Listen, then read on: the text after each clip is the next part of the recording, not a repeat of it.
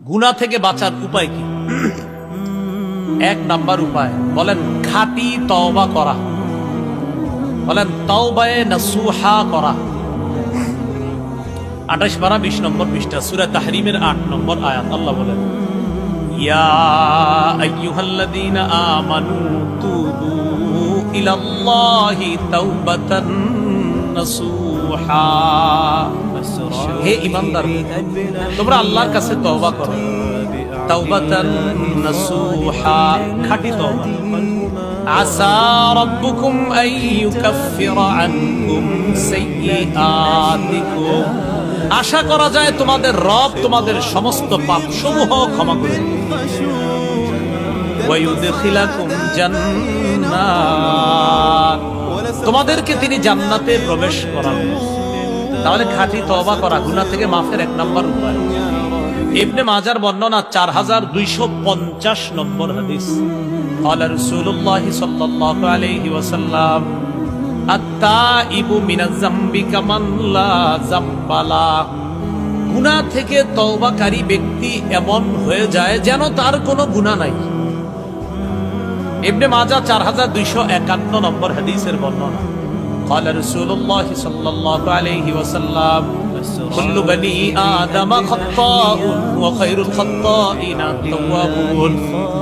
আদম সন্তান সবাই কম বেশি পাপ করে, তাদের মাঝে তারা সেরা যারা তওবা করে। সুবহানাল্লাহ। আদম সন্তান কম বেশি পাপ করে, পাপীদের মাঝে তারা সেরা যারা তওবা করে। তাহলে কম বেশি পাপ আমাদের হয়, তো তারা সেরা যারা তওবা করে। যেন বেশি বেশি তওবা করা। ইবনে মাজাহ 4253 নম্বর হাদিস। قال رسول الله صلى الله عليه وسلم إن الله لا يقبل توبة العبد ما لم يغرر।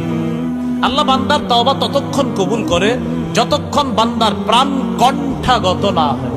প্রাণ কি না হয়? এজন্য আপনারা একটা বুদ্ধি করবেন। বুদ্ধিটা হইলো অপেক্ষা থাকবেন যে প্রাণটা যখন এখানে আসবে তখন তওবাটা করবেন। আমাদের কি জানা আছে কবে প্রাণ এখানে আসবে? তাহলে তওবা ইনশাআল্লাহ আগামীকাল করব। বলেন এখন। এই জন্য তওবা দেরি করতে নাই, 5 মিনিট পরে এখনই যেন মনে মনে সবাই তওবা করে নেন, বাস তওবা হয়ে যায়। কারণ ইবনে মাজাহ 4252 নম্বর হাদিসে আছে নাদামু আত-তাওবা, অনুতপ্ত হওয়াটাই তওবা। অনুতপ্ত হওয়াটাই তওবা। মনে মনে সবাই অনুতপ্ত হয়ে গেছি না বলেন, বাস এটাই তওবা হয়ে যায়। আল্লাহ আমাদেরকে গুনাহ থেকে হেফাজত করেন।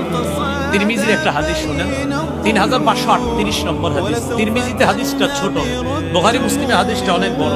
ছোটরা শুনবেন না বড়রা?